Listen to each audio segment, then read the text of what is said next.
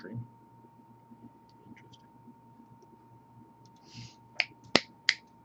Interesting. Audio is working.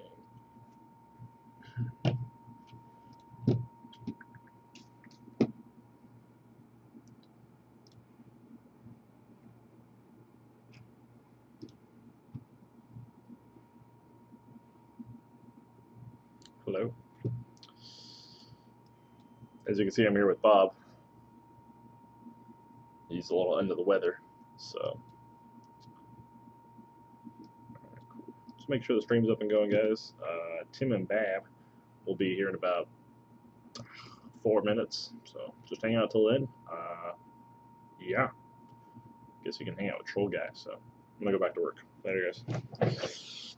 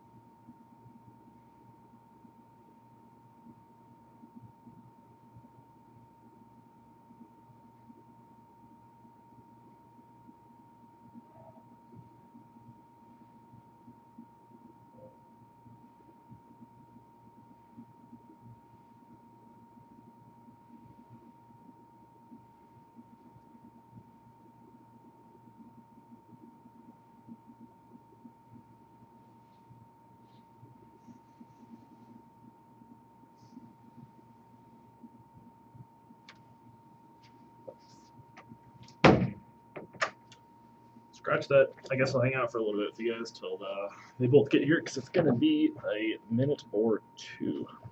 I really wish I could see the comments. It'd be pretty sweet. Oh well. Let's see. Ta-da. All right. Let's see what's going on here.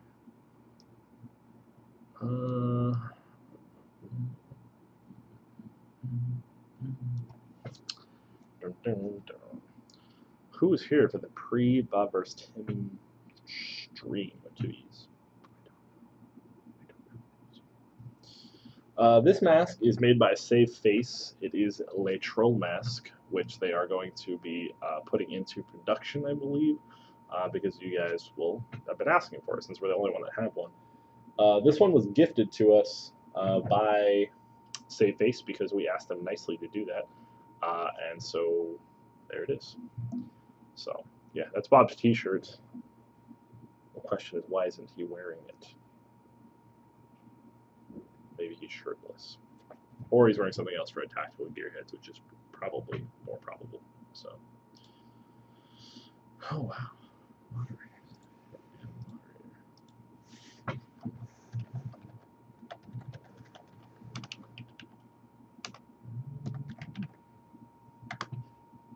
Aha! I can now moderate this.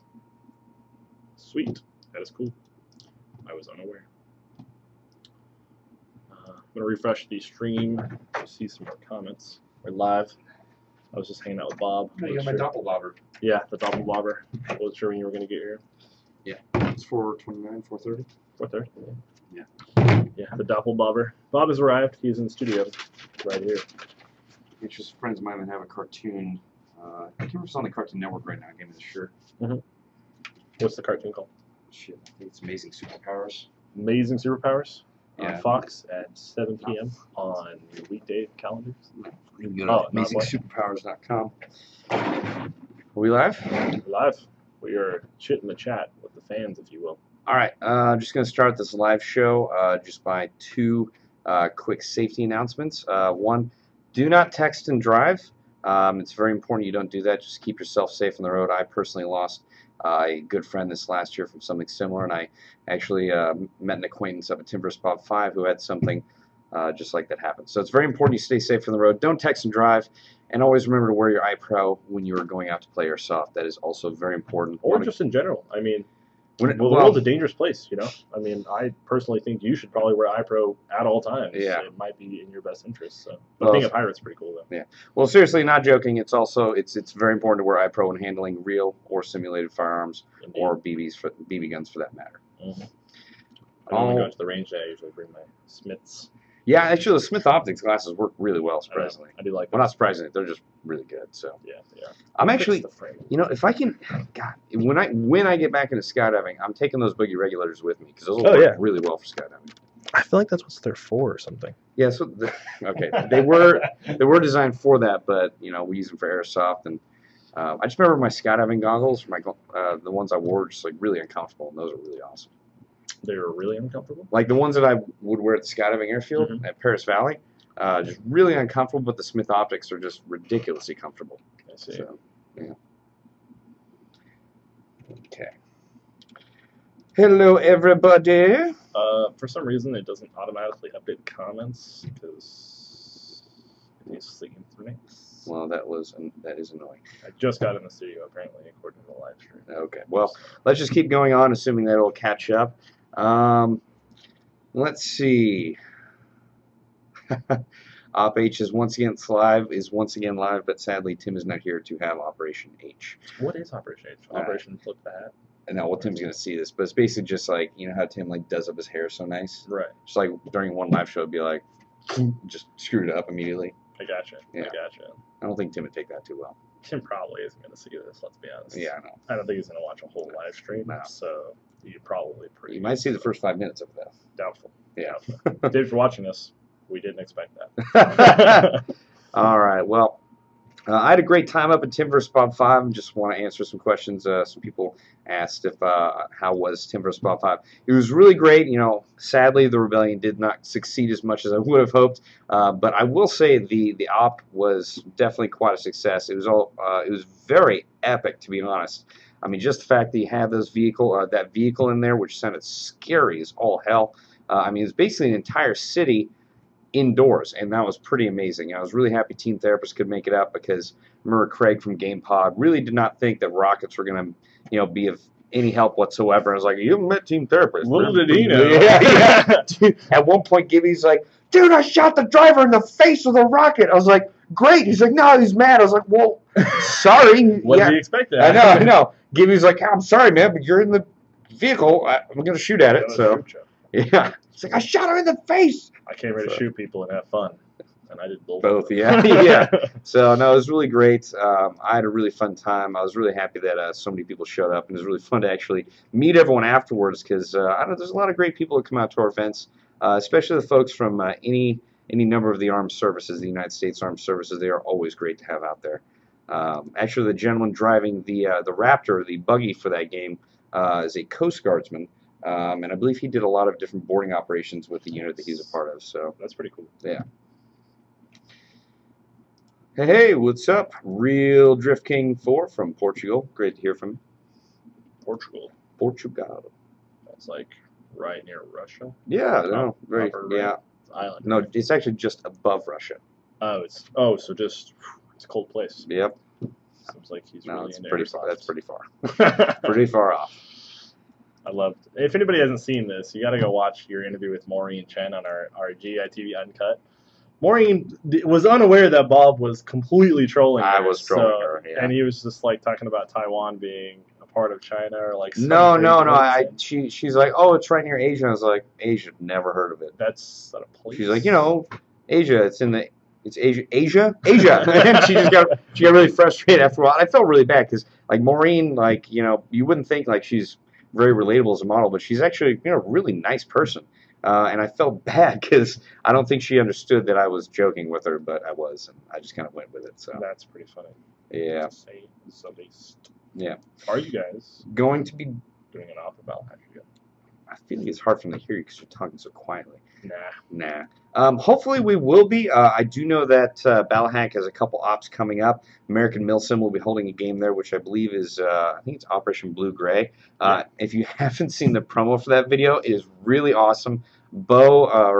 Big Silva from American Mill Sim opens up the preview, then it moves over to Christopher Radden at Ballahack, and they are just having a really good time in the video. I think Aaron, one of the head refs or one of the fellows that works at Ballahack, basically gets bagged about 3 times throughout the video. Basically, some bag shipped over his head, and he's taken off by, I think, like, let's see, a bunch of golf carts. Person's golf cart. Golf carts, a boat. Yeah, a boat, and then he was gonna get kidnapped in the last one, I believe. He's like, no, yeah, no. And bad then, dog. and then at the end of the video, kidnapped again. Kidnapped again. In Yeah. the car. So yeah, no, Ballahack has got some ops coming up. I really, I would love to be there for him. I know that Black Sheep Mill Sim? Yeah, Black Sheep Mill Sim is someone that we're partnering with to do a bunch of really cool operations. Have you seen that little guidebook they have? No. Oh man, I need to get you one because it has like, okay, so if you're in a building and there's a roof, instead of just getting on the roof, you basically want to destroy a certain thing to allow like a thing. It's all super, super in depth. Like if you were going to have a real firefight in a CTB city, this is what kind of stuff you would need to know to get into. It's a really cool little book. We've been giving away them on our Facebook, which if you're not liking our Facebook, get over there and check it out. But yeah, there's a lot of really cool little, just awesome little pieces of information on there for any of the people who are looking to go into any kind of mill sim operation. There's some really great advice. So. Yeah, I've heard that Black Sheep Mill Sim are actually putting together some ops that are different than most other folks' ops and how they're set up. You locked the door? Oh, I did. Tim has keys. Tim has keys. Tim does have keys. Yeah. Keys. For a second, I thought. Keys on Venice. Yeah. Is it not pizza? Tim doesn't bring me pizza. Thanks. Not pizzas. It's actually kind of cool. Little trinkets. Is stuff we're going to talk about right now, or are you guys just going to sit off to the side? It's like a cameo trinket. All right, I'm going to keep talking because they're just sitting there not really helping out the live show at all. We've actually got some new products in that I did a Tactical Gearheads video just now. This is a Griffin Golem chest rig. Now, it may look pretty bare bones to you out there, but what's really interesting about it is that this is $14.95. This is ridiculously affordable, and you get 3 dual M4 mag pouches right here, along with MOLLE space on either side. So for $14, this is a ridiculous setup if you think about getting an airsoft gear or getting a loaner set of gear. I would highly suggest the Griffin Golem chest rig, or actually a lot of Griffin products we're now carrying. Pretty awesome. What are you guys holding? These are airsoft capture targets. It's actually pretty neat. You shoot this. There's a hard insert in here, so it doesn't go all the way through. Once you're done with this side, you can turn it over, shoot the zombie head. Really dense cardboard. Yeah, it's really dense cardboard. And then there's like a, you're supposed to, you break this open right here and just pour the BBs out. Oh, so there's like a little trap door here, so you can kind of reuse it until you shoot it to oblivion. Wow. And it comes in packs of 3, and it's kind of neat. You know? That is pretty cool. It puts together like a pizza box, and then just dump the BBs out and then reuse it. Yeah, that'd be pretty sweet, because I definitely know I would do a lot of backyard target practice, and we just use like soda cans, but this is a little more dynamic. Yeah. I think the main thing for these is if you're sitting in your room, you want to just kind of blink at something. Oh yeah, I mean this is the thing that this will trap BBs, so you don't necessarily have to go outside. You just shoot wherever and throw them away. Yeah, I wouldn't shoot like in my own personal bedroom, but like in the garage or something like that, this could work. I used to shoot like when I had a Springer and those little mini EGs. I had like this target, like this sticky target, where the BBs would stick and roll down it. Well, yeah, conveniently, you have a little chart here where it tells you at what FPSs, at what distances they've been tested to withstand. Oh wow! So yeah, if you're shooting inside your bedroom, FPS at 10 feet between 265 and 300, you'll be fine. You'll be fine. Oh well, that's very interesting. Are these on our website just yet? No, these are sample products that we got in. We just got them in today, so we're checking them out and figure we throw it up on the show and see what you guys think. Yeah. Let us know what you guys think. If you're in the market for targets, let us know. Also, feel free to hit us up on our Facebook page. What do you think about these things? That's pretty cool, actually, because they're super lag time right now. Yeah. If you would have been watching, we actually mentioned that, and you would have heard us talk about it right about now. I wasn't watching. I know, but we mentioned it like 5 minutes ago. Oh, okay. All right. Well, that's going to make it very difficult to look at the comments. Do you really need to see the comments? Yeah, sometimes. Oh, there we are. Oh, shoot. We're all over the place. You went back even further. All right, well, I'm going to move on, just assuming that we're still live on the air. Right here is actually the Griffin Dragon Spine belt system. Now, this is actually, again, another bare bones model, but you definitely get some really good stuff for a ridiculous price. For $15, basically $14.95, you get the belt. You totally weren't even like caught up. See, this is us now. All right, here. Why don't you talk about this since you want to interrupt? I'm just saying, like I'm fixing this system that we have going on here. It's pretty neat. Man, YouTube is awesome. Check this out. Okay, well, like Bob said, these are the Griffin. I don't know if it's like Griffin Tactical. All it says is Griffin on the side. These are made out of 600 denier fabric. It's not like Cordura or anything like that. It's not made to be that like durable.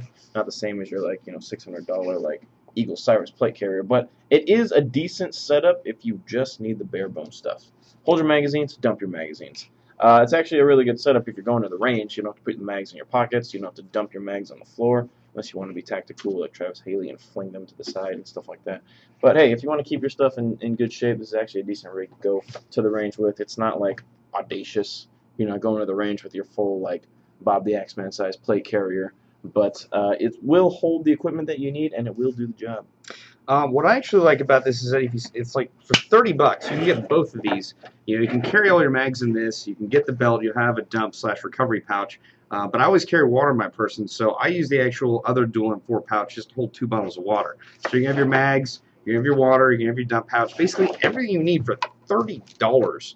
It's pretty. I mean, that is a ridiculous deal. And then you combine that with like the Lancer Tactical PDW, and you've got a whole setup. All you need is under $200. Yeah, all you need is a face mask and you're good to go. Dude, you could get probably Lancer Tactical gun, these two things, a face mask, some extra magazines, and some BBs for under $150 if you shop smart. Yeah, you probably get a couple mags. You wouldn't be able to get like... No, you won't be able to fill the whole thing out, but maybe you'll get 2 extra magazines. The Lancer Tactical PDW, let's say you use that one, qualifies for the gift system. You could select either another mag in there, maybe a sight or something like that to use or whatever. Yeah. Okay, yeah, but I mean, the belt rig here is, I mean, it interests me a lot. Going out the fields, I'm seeing a lot of people, they're starting to use rigs like this, where it's literally just the bare bones. You don't need a vest and stuff, especially if it's like 100 degrees or like 90 degrees, indoors or outdoors. And for a guy that really likes to move around, this is basically all he needs. I feel like there's a big progression in tactical gear where you start off as a noob, you have nothing, and then you just get a whole bunch of stuff, and then you get a lot of experience, and then you realize like, oh, maybe I don't need all of this stuff, and then you start slimming down. And I have seen guys just go out on the field, mags and a dump pouch. That's it. Yeah, I got a couple of my buddies. They actually take like tactical carbine classes, just with belts, right? Yeah, just with belts, and this is what they run. I mean, a couple mag pouches on their belt. Yeah. I mean, when you go prone, these things aren't going to be like all up in your stomach and stuff. Yeah. Well, I mean, yeah, there's real cool little reason to carry take a plate carrier to a tactical carbine class. I mean, if nobody's shooting at you, you technically don't need a plate carrier, I will say I'm still stuck on that phase of carrying the maximum amount of stuff on me, but it is incredibly liberating to go with a minimalist loadout when you've been, carrying all that stuff for so long. Like, I remember you and I went out to Tac City South, and I went with a minimalist loadout, and I was able to run really far, really quickly, and also really quietly. You don't realize like how much faster you are when you strip down your gear until you do it. Because you won't be throwing up from heat stuff. Did I throw up a 10 for spot 5? Correct answer is no. Correct answer is no. I've never thrown a playing airsoft at all, though. Well, you need to try harder. You kind of linger a lot. There's not a lot of like heavy running that you do.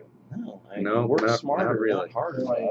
It's the new this wage. Last time, I think he was successful hanging about. And he was very successful. I hear that the resistance got slaughtered. We didn't succeed as much. I will have to give Tim credit, though. One thing that he actually was tactically better at was setting up fields of fire. That was a big problem I had.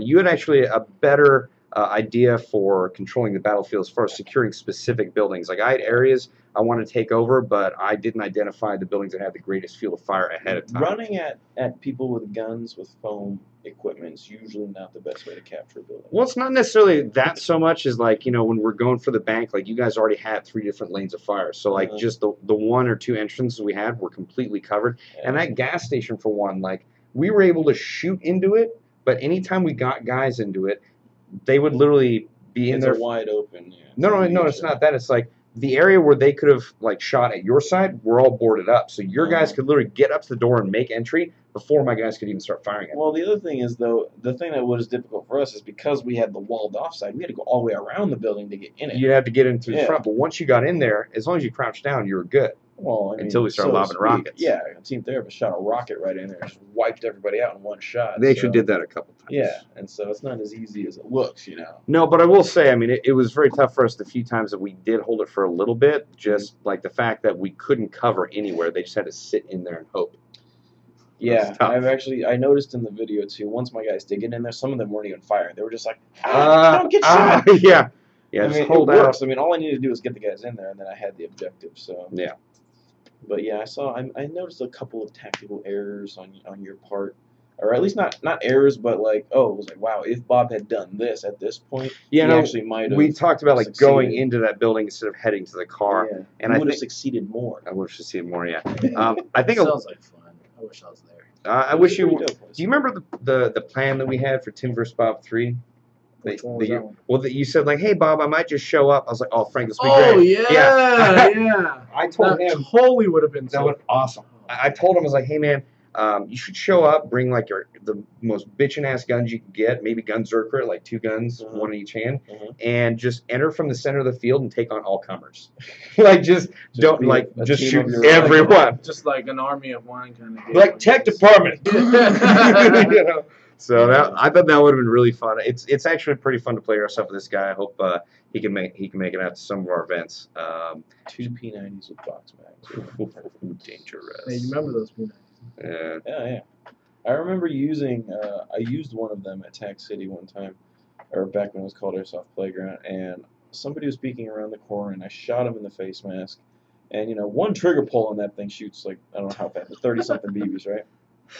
And he was talking to me after. He was like, "Dude, getting hit with all those BBs, like getting punched in the face, like with a fist. It's just one BB after another, just like all at once." Jesus. I was like, "Woo, high speed, man." That was before high speed was popular. I remember this old place called the Zipper Factory. You played there, it's yeah. My favorite field. I hated the ref there, but so intense. Yeah, it was a bit intense. It was an actual Zipper Factory, but they were crowded in this one back area of it that we all had to just kind of demolish and shoot everyone in there. And one of my buddies basically went up to a hole they had, put a 203 grenade into it, and I had a 203, and I was literally running up behind him. I had the same idea, but I guess whoever was in there got grenaded. Was really not happy about it. So right as I came up to do the same thing, I just see this grenade launcher just come out, aim right at my face, and just fire. Just knocked me on my head. I literally got up, I was like, ha ha, boom, just hit the deck. It was very unfortunate. Yeah, actually, I was just at the Echo One Appreciation game. My memory is horrible, so I apologize. But when you went on your little cross country little tour thing, you visited a field that it was like in Georgia or something like that. Yeah, visited it was a couple like fields in indoor Georgia. field that did 400 FPS, and they were saying that their field's set up to be like the Modern Warfare map. Yeah, that's SS Airsoft. Yes.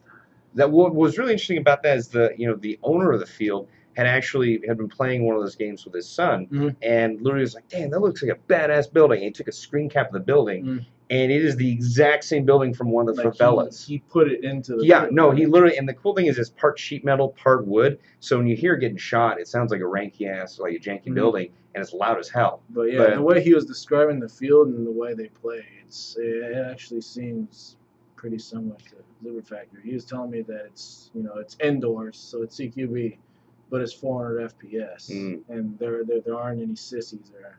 Guys there that are faint of heart. No, most of the folks there are pretty fun to play with. I mean, the facility's great. They even have 2 tanks on the field. One that looks like an Abrams, another one looks like I think a German Panther from World War II. And one of their fans, to keep the air circulating, is a Comanche stealth helicopter, and the helicopter blades are the fan.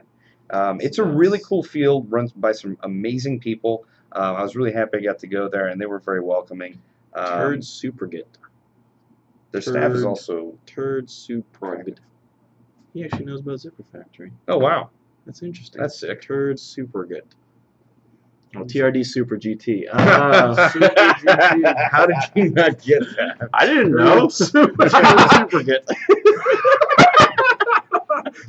Wow. TRD Super. They didn't have a TRD Super, did they?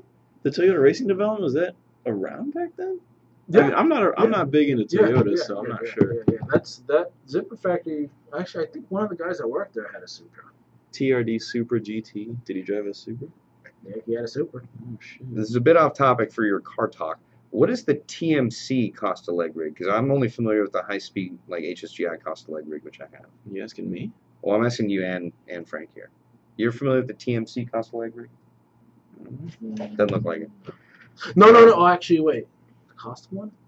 The Costa one is the one that Frank has, or Bob has. Yeah, I have a Costa leg rig, but the TMC Costa leg rig, is that different? I don't There's know. something on Costa's side. I was actually checking it out. It was either on Costa's side or Haley Strategic. Yeah, I did see some sort of leg rig there. Well, I actually got my Costa leg rig from an employee at HSGI who mentioned that it was the first one ever made, but I have nothing to confirm that. But I'm just, yeah, no, it was really cool. And the folks at HSGI as well as G-Code are just amazing individuals. We're really happy we actually just got to hang out with them because they're great guys. Do we want to carry the Costa leg rig? I hope so. That'd be I awesome. can make it happen. I mean, I told the guys, like, I just can't afford to buy all these taco pouches. He's like, oh, I got something special for you. And he gave me the Costa leg rig. I was like, oh my God, thank you. And it's like a fashion show. Like, a lot of people are like, oh, dude, where'd you get that? So, yeah, it was really fun. They actually carry my grenades pretty well, too. I did see you wearing that Costa leg rig at the footage from TVB, and it looks like a pretty dope setup. Yeah, no, it was great because I carry my Thunderbees and get access to them really quickly, and I also have my pistol mags there and my Big League Chew. Yeah, Big League Chew. What would have been better is if that setup helped you achieve your. Yeah, unfortunately, it didn't really work out well. Well, You did not harness the power of the Costa and tactically take out your enemy. Yeah. I will say though, like even though my team did not succeed as much, You lost. I had a really good time. I like saying it that way because it makes myself feel better, and also You and your euphemisms.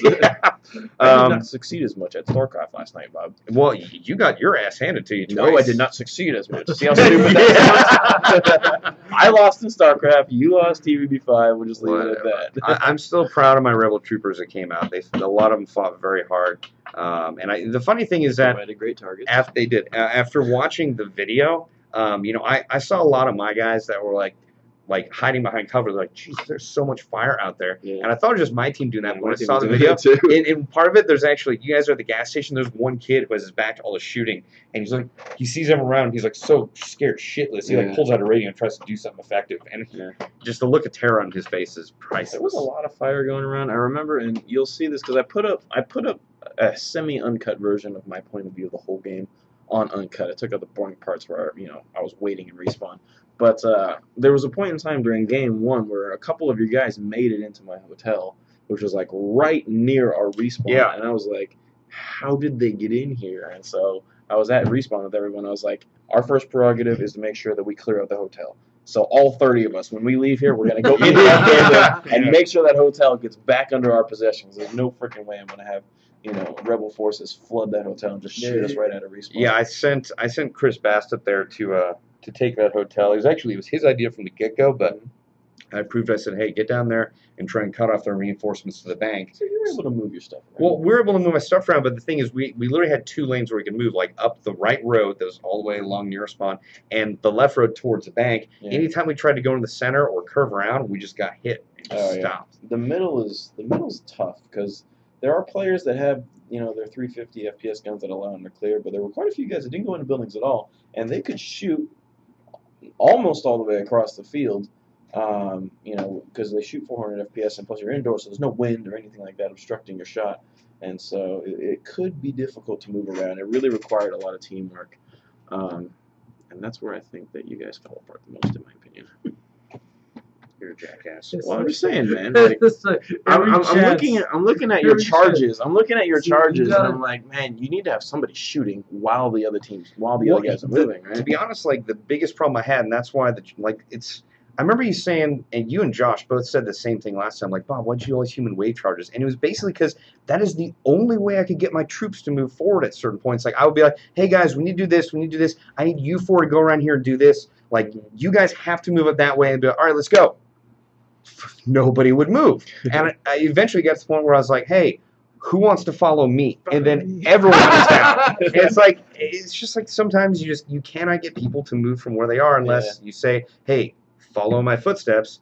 And you know, I'm sure you saw a lot of times like I was leading those charges because again, that's the only way I had to get some people. What to move you forward. should have done is sent them down the way, and then once they're in, like, obstructing the view of all of my Imperial Guardsmen, then you can make your way safely into the cover areas. Oh, believe me, I would have loved to not have been the first one down there because I didn't want to get captured. Oh yeah. I mean, at a certain point, I tried to lead an assault in the gun shop and no one went with me. Like the one guy that came behind me got shot and I got in the gun shop by myself. Yeah. The gun shop got surrounded, so I took the C4, tossed it over the side. I was like, "You got it?" And they're like, "Yeah, we got it." Oh, nice. And I literally was stuck in the gun shop, surrounded by people. And I can't remember who. It wasn't Ross. There's some other photographer there. And I was like, "I can't believe it's come to this." I just shot myself. So then I just hid in the back. Well, because if I shoot myself, I wait like 30 seconds and I can walk back to respawn. That's dumb. I don't deal with it. There should be, like, if you commit suicide, you should be automatically lose the game. That's just Whatever. I mean, if this were real life, Yeah, if it was This real is life, not even a Milsim game, Tim. Don't even go there. you literally just should have saying. just been stuck in that building I until know your you forces should could have be came and You should got be you. allowed to commit suicide. Whatever. Like, I understand Well, you- telling your guys, shoot me, I'm getting captured, right? That's understandable. Whatever. That's Like, totally funny. oh, If he really had to do that, if it this really came position. down to that, Bob's just standing in this one thing. No one knows he's in there. Everybody's like, hey, where's Well, the Bob? funny thing is that you could have just called yourself dead, but you probably actually pulled the trigger on yourself, didn't you? Yeah, I did. He literally shot himself. I shot myself in the foot. I was like, I thought it'd be kind of lame to be like, all right, I'm dead. The armor Then said wait. it was $1 million wound, but they must keep that money because I ain't seen one. Yeah, I didn't see it. You can still explain it. Hey, I shot myself in the leg, so technically I can still walk out of there. Yeah, just limp out, I guess. That's Oh funny. man. I definitely think having those tactical commanders on the East Coast, like having people who knew the ground, made it a lot easier to work with. Because I mean, when we got there, we had thought that we each had 3 generals that had local knowledge of the terrain, We whereas had 2. I had 0. Oh yeah, You had 1 or 2. I had 2 generals. Okay, that knew the field. Yeah, they played there before. Yeah, so I had, Chris Bass, who had never played there before, and I had Mongo from Team Therapist, David Springborn, who had never played there before either. Yeah. So it was definitely a lot tougher, at least to get, people who knew the ground on my side. So that was a little frustrating, but Yeah, Team Therapist, they're a great group of guys, but they don't play CQB either, and so that was also something that was probably working to your detriment. Hey, you lost, and someone says it sounds like you were cheating too. I think they're referring to the shooting in the leg thing. No, that's fine. I just think it's kind of wimpy. It's a wimpy way to go out. I can't move from this position. Actually, I thought it was funny. I was just thinking, I was like, I can't believe it's come to this. I've got to do it. Were you at risk of being captured? There was actually just people like on a U shape like all around the building, and I knew had I like exited the building and gotten shot right there, I literally would have been in eyesight of everyone. Well, the probability of you actually getting captured though was probably very slim because No. Well, here's the funny thing is that the guy that made it into our hotel, I got into a pistol fight with him. He ended up surrendering me face to face, and I was like, that's kind of BS, but whatever, I'll call it, right? And he just walked off. And I was in that room alone. He didn't capture. It was completely dark inside that room. He didn't know. He could have probably brought me back to you. So he could have just been like, "Hey, surrender." You're like, "Okay." Well, the thing is that I swear to God, Here, I come shot with him. me. Yeah. And he was like, "Yeah, man, I didn't want to shoot you with the MEDs or something like that." And I was like, "All right, fine, whatever." And then he exited the room and left. And I was like, Okay, your rebel forces should have intel of what Tim looks like at the time, so wouldn't when have they been do able to surrender him, they can actually capture him at the same time and not just walk off. That would be nice. Believe me, there was a lot of misidentifying targets at that field. I would have to say at that point, it's the leader's fault. that the proper intel didn't go out to his troops. Well, you have that every prerogative to say that, and I have every prerogative to disregard that. But, At least you didn't disagree with it. well, I mean, You just disregarded it. It would have been tough to identify anybody in that room because it was one of those rooms where there was no light above it, and so it was completely dark. You know, I was thinking though, had you stayed in that building and if everybody actually pushed forward, that means you would have had all of them back facing to you, and you could have just ran by and just started slaughtering people. Axing a bunch of But see, you gave up to you ran into a hopeless situation, and you didn't shot stop to think, You how could can have this asked all of them a situation question. have been better? Well, first of all, you guys weren't effing there. Second of all, I I was was not there. Imperial Guardsmen that were like right in front of the building for me to axe. The people that I would have seen their back would have been my own troopers. I'm not going to axe my own rebel troopers. No, of course not. But like, I was under the impression that you were in the gun shop alone, and like my guys were like flooding the area. No. I had my own rebel troopers on the other side of it where there was no entrance, but they couldn't get around to the front. And then Imperial forces started surrounding like the front of it and the other building to engage my troopers. I don't think they'd seen me actually run in there, but it looked like they were going to make entrance in a little bit. So I mean, I think the poor intel movement Is on there the like a rebel dark side corner is you could more have been in? realistic, though. I mean, the lack of communication, the whole like scrambling around. I mean, that's what rebel force is supposed to be like, right? Yeah. So it's playing true to the story. On the other hand, though, I didn't have any communication gear on me at all, so maybe that wasn't playing true to the story. That was- I had no radio, because in the last game, you knew about the nuke 5 minutes before I was even told about it. I sent out gentlemen there, and I guess like your General James, who had actually taken part in creating the nuke, so knew exactly what it looked Yeah. like. He was already out there and saw it and knew to grab it. So like before you'd even given orders, it was being taken care of. And that was the problem. Like as soon as I found out, we sent people out there, and Gibby, like I literally told him, like, hey, there's a nuke there, go get it right now. And you can see in the video people heading out. Probably like 30 seconds after that, Gibby comes back with some other team therapist gentlemen, and they're like, hey, yeah, we're looking for the nuke. It was gone.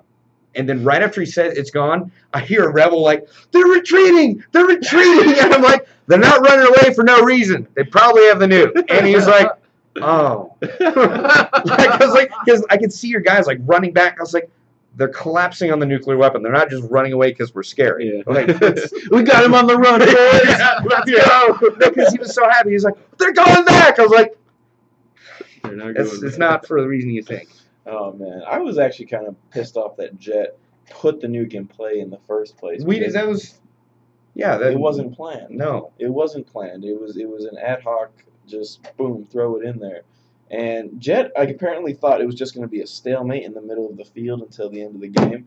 But had you guys captured that, you would have won the whole thing. Yeah, we would. And it would have completely negated all the hard work that my guys did. Because I have a feeling Jet just came up with some arbitrary number for the nuke points.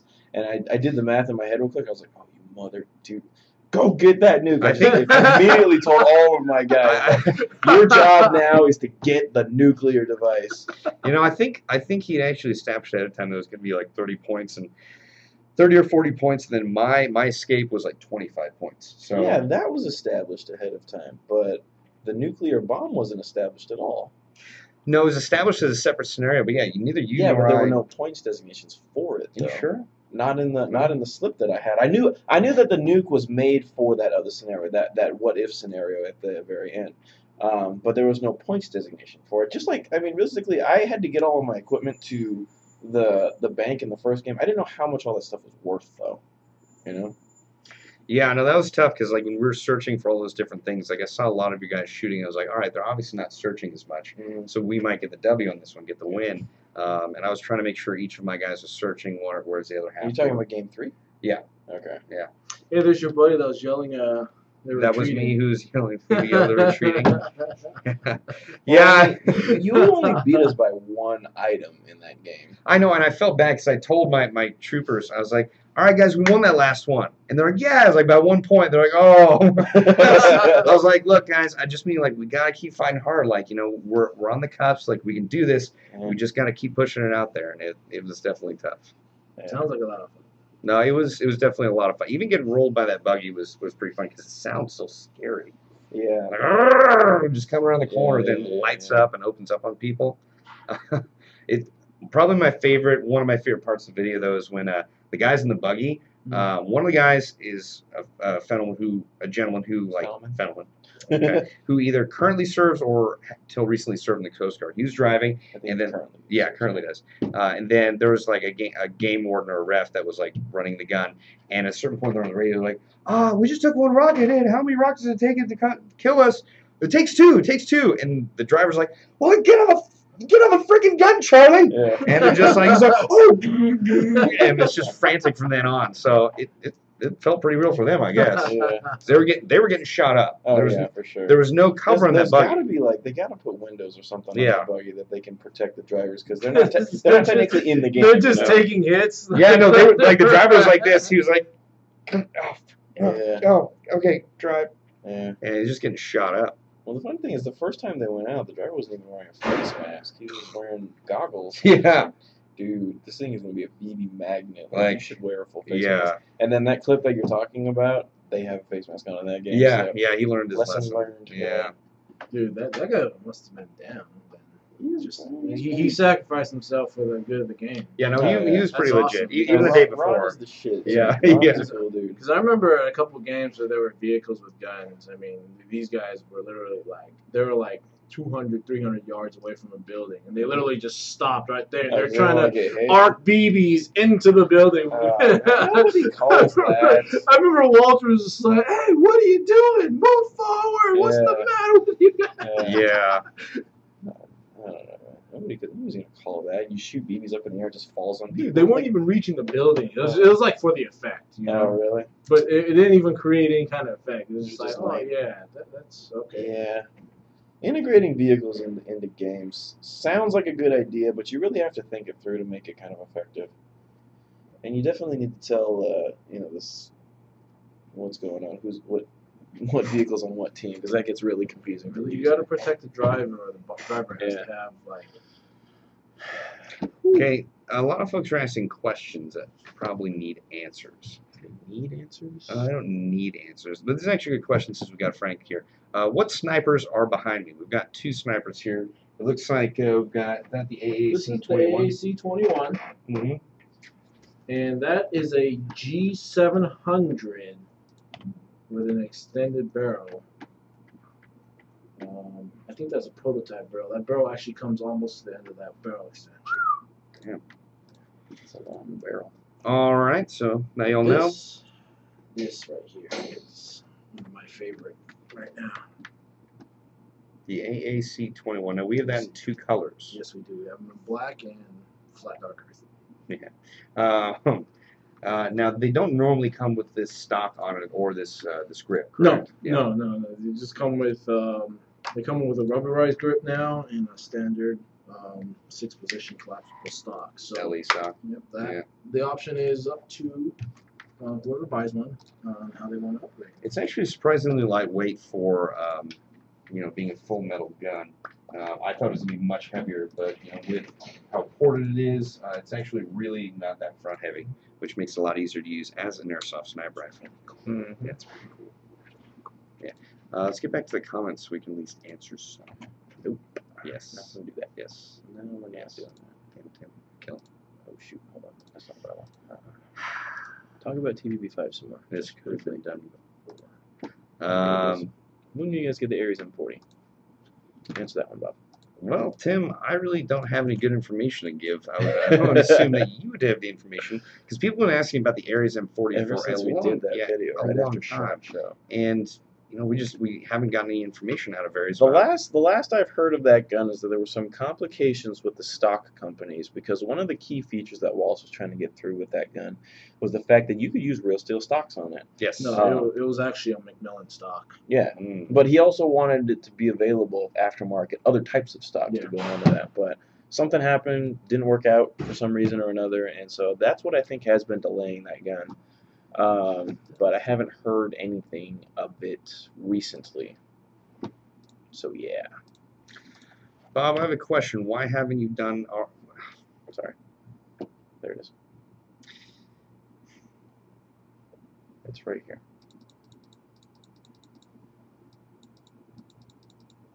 What's up? I don't know. Pick a next question. Call Okay, well, someone asked why I hadn't done their op yet. You're gonna have to be more specific. I don't know which operation you're talking about. Oh, you already read the question? Yeah, I You just still got frustrated. mad? I'm frustrated. You're just making this harder on me, man. That's my job. Hey, where is TVB5? Do we have a? There's nothing slated yet for TVB6. It's not going to be anytime in 2013. But yeah, Now, why is that, Tim? we just don't have one slated for 2013. I mean, there's only 3.5 months left in the year. If you think about how long we marketed it actually- TVB5 came together really, really quickly. So Yeah, and we opened up registration for Tim vs. Bob 5 like 2 months in advance, pretty No. much. the game was in March. Registration opened December 1st. Tim Previous vs. year. Bob 5.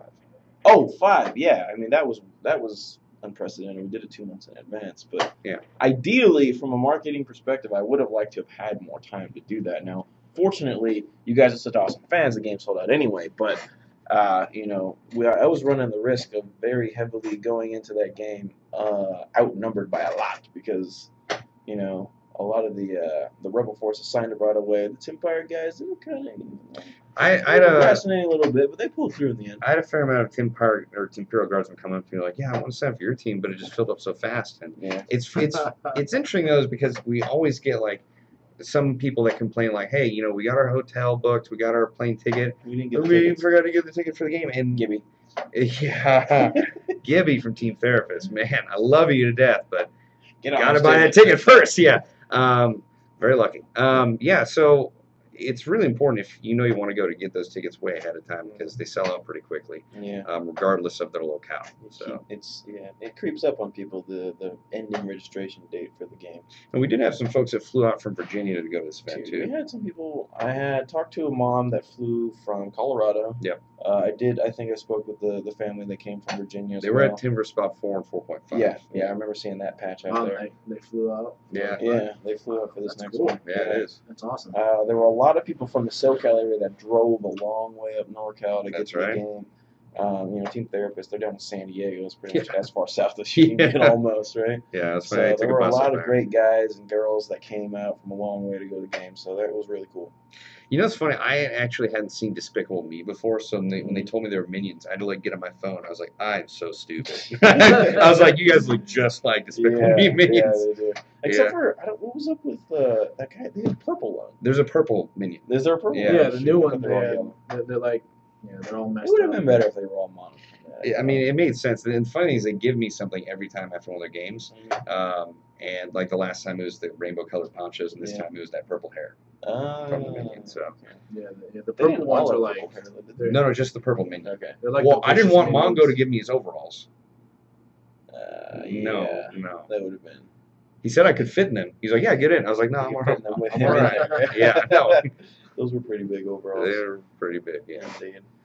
All right, I'm gonna refresh, Bob. You done reading? I'm done reading. Do we have to keep on refreshing those questions? Well, it's the automatic updates for YouTube don't work as well as we would like. Yes. Which did you like more, TVB game, indoor, outdoor field? That's kind of tough, man, because Ball of Hack is a really cool place to play. Not to knock on SC Viper or Jets Field or anything like that, but in my opinion, Ball of Hack was a completely new experience. Not only was it the first TVB out of state, but the staff over there was fantastic. The field is so dynamic with the swamps, with the buildings, with the ponds, just elements on that field that you don't see anywhere else. And then you Yeah. can bring GamePod into it, the largest indoor airsoft field in the world. And that's a whole new element, it's a whole new type of gameplay. And in my opinion, I like CQB a little bit more than outdoor play. And so I felt really at home at TVB5. And I felt more confident moving around. I didn't feel like I was just going to get shot up. That happens. Yeah. Well, that's the interesting thing is because how Tim and I got into airsoft, I started out with outdoor Yeah. airsoft, building my own ghillie suits using camo face paint. Yeah. And you started out with indoor airsoft, so it Yeah. makes a lot of sense. And I mean, to be honest, I'd say if I had to choose between the two, GamePod and Battle Hack, I would choose Battle Hack because I like the mix of outdoor stuff and how they have them out. But it's weird because I remember when we got done with Timber Spot 4 and 4.5, and you and I were talking, we're like, man, if we could only airsoft one field for the rest of our days, it'd be Battle Hack. Yeah, but GamePod hadn't been created Well, no, yet. but here's the thing is the way I feel about Ballahack for the East Coast is that, you know, if I was on the East Coast, that'd be the one field I want to play at. Yeah. And if I was on the West Coast, like, if there's one field I want to play at, is Game Pod. You know, the cool thing is, too, that you have a house in Monterey. Game Pod's only a couple hours drive No, from that. I right? told Craig, I was like, I'm coming back here. Yeah. Like, I will be here Yeah. recreationally. So just prepare for my ride. Like, Yeah. I'll be back. So he's like, yeah, come on back. You can use the gun in the buggy. He's like, I'm going to remember you said that. I remember it. He's like, yeah, you can just get We on should the have a bus. Tim and Bob versus, not a Tim versus Bob, and I'll drive the buggy, you be on the guns, and we'll play whoever else wants to be on the other end of that. What I like to do is we can do that, and let's get like two gentlemen with like saws, and then they Oh, can yeah, sit in the back two seats. passengers, Yeah. like even left and right. Dude, it's going to be indestructible. Oh, Nobody's yeah. going to want to shoot. I want to be one of those. Yeah, There you go. Frank the Tank. Oh, All right. dude, perfect. You got those two P90s that shoot like 6. Yeah, you can just sit in both seats and be like, Yeah, yeah, that'd be pretty awesome. definitely. Pretty But I have to awesome. say that if there was an award for the best TVB lunch, it's definitely going Yeah, out to Game going Pod out to Game staff. Pod. I forget the company. I don't remember the name they used to cater the place, but man, they made some good food. They had actually catered a wedding 2 weeks before that at the field. Oh, really? Yeah, they had. And I got to say, like, I mean, you went up and you got your food first. I noticed that you were, like, talking to the people at the front of the line, and then you got your food and pieced out. Well, our food was set aside for us. Did you wait in line? People were telling me that they were getting really frustrated about how long it's taken for the food to get there, so Uh-huh. I went up and down the line and talked to everyone. I was like, hey, guys, I know you're all very frustrated, but trust me, I'm not going to get my food until everyone eats first. Oh, And yeah. your lunch was already prepared. I had no one told me. But the thing is, like, it made everyone feel better. Nice gesture. Yeah, it was a nice gesture. And I also didn't want people to get frustrated, but I feel bad that there was just food sitting there because like I literally wasted waited. their food. Well, I waited. Well, see, Tim was he was in character. He's the ruthless dictator that doesn't really. Yeah. Yeah, so he was in character. I was trying That's not awesome. to hurt the feelings of the caterers. I mean, they went through all that trouble to prepare a dish just for me, and they haven't set aside for you too. But you spat in their faces, Bob. You didn't even eat their food. You're the good guy, right? I am the Yeah. good He's guy. he's just a ruthless dictator, hell bent on world domination. Hey man, I was the first one to go into the lunch line and shake everybody's hand, and then I Exactly. told Bob to do that. So No, you didn't tell me that, Jed did. I was there. I told both of you at the same time. We were behind Charlie's car. You guys were strategizing ways to defeat me, whatever you guys were trying to do. Sorry, I was tuning out. What And then happened? I arrived and told you to go do that. Oh, you arrived. I arrived. You arrived. Yes. No, Should The you diameter think what? of the Miracle Barrel is 6.06 millimeters internal diameter. you'll need to make a video on ambidextrous guns. What? Right there. An indoor field experience, Blaine Dempsey. Yeah, I guess you could say. I mean, there were It's- definitely elements. It is so big inside. It's and an the- indoor mount. The I mean, width of the streets is just Sounds like a weird, real but- street. Yeah, and so Yeah. I guess you could say that it's an outdoor field just enclosed with a roof and walls. But I mean, there's still. I mean, yeah, the room clearing is definitely close quarters. I will. I mean, I definitely hope that they get more like vehicles or other stuff to like make it easier to move from building to building, or so Yeah. that you don't get caught in those corners Dude, so often. Craig was saying that the apartment buildings on the north wall, they're all going to have 2 stories, and there's going to be a Yeah. catwalk or bridge between them. Yeah, so you can that clear would be up, so down, awesome. across. Like that be would make so number awesome. one, it makes moving from building to building really awesome Yeah. because you can do that. But then you have to clear all the rooms. Like that's what's up, man. Now, Craig's definitely got like a really great thing going there. I mean, not only has he been playing Airsoft for a long time, but he knows how to make it work, and he's got the Well, he also has a background in construction. And Yeah, you yeah. know, like everything. Yeah. That's, when you get up on that second story, you don't have to fear for No, falling. It's not through. all It's gonna- sketchy like yeah. you're fall Oh, through the no. roof It's and gonna be stuff. No. made properly. some of the buildings Yeah. even have siding that looks like it's made out of brick. It's Yeah. pretty ridiculous. Yeah, no, Craig knows what's up, man. That guy's legit. It took him. You know how long it took him to build that entire field? He said like 3 guys, 3 months or something like that. or- Yeah, 90 days. Yeah, Yeah. and which is pretty amazing. Oh yeah, for all Yeah. the stuff that's there for sure. Yeah, and Jed also told us that control tower they have up there is the best Oh, yeah. game control setup he's ever Yeah, had. they got monitors to monitor. He had things. markers you just write on the so you know what's going clear on. plastic. Yeah, Oh man, yeah. the evolution, man. If you had told me like 10 years ago that this type of field would exist, I'd be like, man, you're crazy. Nobody likes airsoft that much. Like, there's no way it's going to develop into something like that. Well, I mean, it makes sense to me in that, like, the the majority of what is keeping that field alive is the law enforcement units that are going to train there during the week. Yeah. Similar to how Forge Airsoft Arenas started. They cater to law They do enforcement, training and then during the week. on the weekends, they open their field to airsoft. Yeah. Now they wouldn't be able to deal with paintball because then the You law have to clean enforcement up all over the place. law enforcement stopped coming once they saw the paint. Yeah, You know. of course. So Yeah, I mean, Game Paw's definitely cool. Next time we head to your Monterey house, we should make a trip up there. yeah, I agree. Is it like 2 hours away, 1 hour away? Like, how far away do you think it is? Game pod from there is probably about an hour and a half. An hour and a half. That's Um, I don't. Yeah. That weekend we were talking about going. That's opening day of dove season. Oh. Alright, I'm gonna give me that LR. The request one? Oh, yeah, that's right. Got to get on your phone now. Yeah, I gotta type something in here. What are you gonna do? I'm just, looking for a watch. You're looking for it right now, or we're live on the air. It's a nice watch, huh?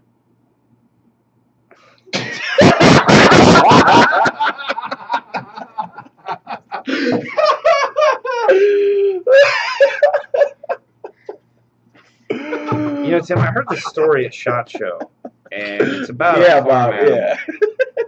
That's what you get for telling me that story like 50,000 times. Now, see, I told you that story. I didn't show you a picture of it. I didn't show it. Hey, there's this. Ow! God. Oh, man, I wish I could share that with these Yeah, guys. no, that'd be great. No, they And can't. then you can get fired. That's No, fine. not Jesus. Oh, my goodness. Things you can't unsee. No, never, ever. Never gonna happen. Dude, it is hot in here. Okay. Are you guys going to ever bring Airsoft GI to New York, NYS? What's in New York City? I think New York State? that makes more sense. Yeah, we haven't actually. I've never personally been to New York State. Period. I'd love to go, but Really? I don't think I have either, actually. Yeah, I've been to. Well, I've been to Boston. That's about as close as I've been to I have been to New York State. Yeah. We had a layover in Boston. Yeah, I haven't really spent very much time there. Well, I hear all this good stuff about NYC Airsoft and a lot of other games out in New York, Yeah. and I've always kind of wanted to go. He's going to start selling the mags for the Magpul PTSM RM4. We have We those. have them. We have them. Yeah, the mags are on our website. They come in packs of 3. Yeah. They're actually Not really that well affordable, priced, to be yeah. honest. Yeah. Yeah. Yeah, They're like not $13 a mag, which is pretty awesome considering all the features you get in them. Mhm. You can switch it over from 30 to 60 rounds just with a click of a button. Yeah. That's Ridiculous. definitely cool. Those guys were thinking ahead. We have little feeders to make sure you feed all your babies, although I can get guns to feed all the babies. All right. Best quality airsoft sights. Whatever works best with your play style and loadout. There's no best of anything really out there. Somebody can use. Well, I mean, okay, let's just say you have all the money in the world. You can buy the best stuff out there. If you don't know how to use it, you can get beat by somebody with a much cheaper gun. You can be with someone with iron sights. Yeah, with a Springer. I like 1,000 sights. Yeah.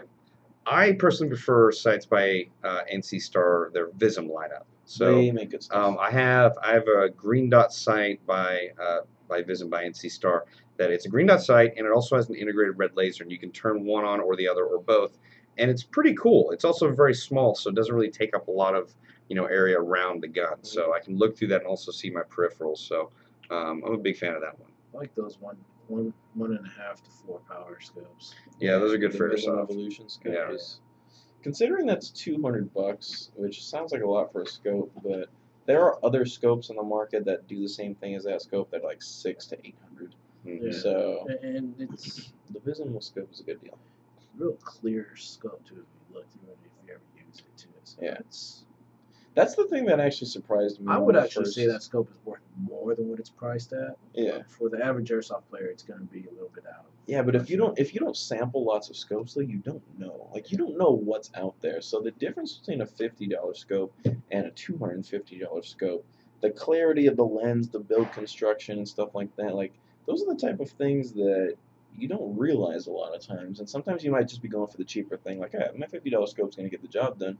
Yeah, it'll get the job done, but It still looks like a $50 scope. It Yeah. still functions and operates like a $50. And you are also going to notice that when you are looking through those more affordable scopes, that you are going to have a tougher time seeing things. Like when I got the the NC image quality's not as clear. the green dot sight NC Star by Vism, like when I first looked through, I was like, oh damn, this is so much better than my cheap ass red dot because I could see everything so clearly. Yeah. And then I got it shot up, which is my own fault. But NC Star will take care of that. no, and they did take care of it. I just I remember just like going in for CQB, shot this dude, and we shot each other at the same time. I was like, man, I didn't feel anything.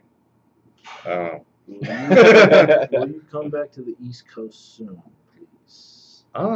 I definitely. I mean, we would both like to. I personally would. I don't know about Tim. Are we announcing that thing that we're doing, Frank? I don't think not yet, but we will. There's a thing that we're doing on All the three East of us Coast. will be. The three of us heading will back. be there. Bob doesn't really have a choice. He's going to be kidnapped in this matter. Bob so- napped. Bob napped, yeah. I can shit myself. He's gonna be tooken. I shit my pants. He's gonna be taken. We're gonna stuff you in. We're gonna stuff you in a flat rate. Oh, box. she got a horse. Flat rate. Yeah. So there's something going down at the East Coast store that the three of us will be at. There will be something going down. Huh. Yeah, no, it is. I Make- mean, make it's sure on a to- date in the near future. Make sure to tell me ahead of time and not just spring it on me last I'm minute telling you now that there's going to be a thing that we're going to do Yeah. at any given time. at any given time. Just be ready for that thing. As soon as we make the announcement. Yeah, we just haven't announced it yet. Oh, We're man. announcing that we're going to announce it. That's the doppelbobber. What's a doppelbobber? The doppelganger of me. That's my A shirt. troll mask. There's a GI store opening up in Northridge. You know, we thought about it. And Northridge. Yeah, it was a That had conversation. been posted. A Well, while back. Walter, I think Daniel and I were debating things. I was actually debating part of that. Yeah. Oh, were you there too? Yeah. Who's Okay. the master of this debate? There is no master. Debater. I saw that one coming. I didn't answer. Okay, good. Yeah. But yeah, so it had been contemplated, but that's probably not going to happen. Mm. Other stuff's going to happen, which is going to be equally as cool. What realistic 1911 do you recommend? I'd like to hear these guys' opinions, but first, before they do that, I personally prefer either the KWA 1911 Mark series or the Elite Force 1911 CO2 pistol. It's actually got a huge amount of blowback, which I really like. It's just very comfortable. But either one of those guns is really awesome. How realistic do you want the gun is the question, Well, because You're not going to get a quick answer back. So the Elite Force gun kicks the most. It's CO2 powered, so it's probably the most realistic in replicating a 45. even though It shoots doesn't. pretty nice too. Yeah, right? it's- yeah, I it realized does. until I was in Virginia, Yeah. it's a real popular gun over Yeah. there. Actually, The KWA, it's a PTP, professional training pistol. It's probably the best airsoft gun that's green gas powered, I think. But if you're looking for aesthetically the most realistic gun, you have to go with the Western Arms. that is correct. So, I mean, the Western Arms guns, they're going to have the trades on there. It's going to be, 1-to-1 scale. They're going to be expensive, I'll tell you that right Ridiculously expensive. now. But the Western Arms 1911 is probably the most realistic. I actually own a Western Arms 1911. I actually bought it. I was like, what is taking this gun so long to get to me? They're like, oh, we actually shipped you the last one after it got discontinued. I was like, I can't buy mags. They're like, yeah, good luck. I was like, oh, I would have canceled it. They're like, It's no. to blow back Western Arms back in the day. Jesus. Well, it was single stack, that's for sure. But I will say that, while it is good that it's realistic, I found that those Western Arm guns are not very good for actually playing airsoft. Like, they're good for, like, how they look. Well, it's just like, I find that I played with my Western Arms numerous times before. Well, I played with mine too. They Just broke down function faster. fairly well as Yeah. long as they're functioning. Yeah, But when once- they give you that's what I problems. mean. But once the thing starts to double feed, Yeah. it's time you put the gun away. Yeah. Dude, I had a sweet M1911, the old school 1911, the steel trigger, like a small beaver tail, like old school M1911, and I think I traded that for another more modern one because I wanted it at the time. But man, every time I think about that, I'm like, dude, you could build like such a cool like Road to Perdition like Halloween costume, Tom Hanks with the coat and the hat and the M1911. You definitely do not want to bring airsoft guns out with your Halloween costume, though. Just to be No, clear. not in public, not trick or treating. But No. if you're going somewhere where it's going to be a safe environment, then you can be responsible to do that. But yeah, I always got a soft spot in my heart for the M1911. I mean, it's an older design. It doesn't have all the neat features, you know, like night sights or anything like that. But I always really liked the look of it. All right, Bob. It is 5:30. That it is. You can take the last question after we refresh and get a new batch. Question. The last question of the day is. You choose, Bob. All right, I'll choose. Do any of you own an A&K Masada? No. And on that bombshell, is the KWA bombshell? Is the KWA KMP9 no longer getting made? I know somewhat of an answer. I haven't heard that. I know The the KMP9s are absolutely still available. They're not being made in certain colors. Though. Correct. Yeah. They stopped making them in a bunch of different colors, including the color I have, which is Ranger Green. Yeah, so they're only going to be available in black. Yeah, only in black, which I don't think is that big a deal because if you want a different color, you know, you just got to go to Home Depot, get a spray paint can, and you'll be fine. See, yeah. Is that question being asked again? We answered that one. It's probably. I mean, this is probably behind. Some people like the ads will play when we answer the questions. There's no ads on YouTube. All right, well, we are going to bug out of here. Thanks for joining us for this live show. We'll catch you guys next Tuesday at 4:30 p.m. Pacific time. Bye-bye. See you later.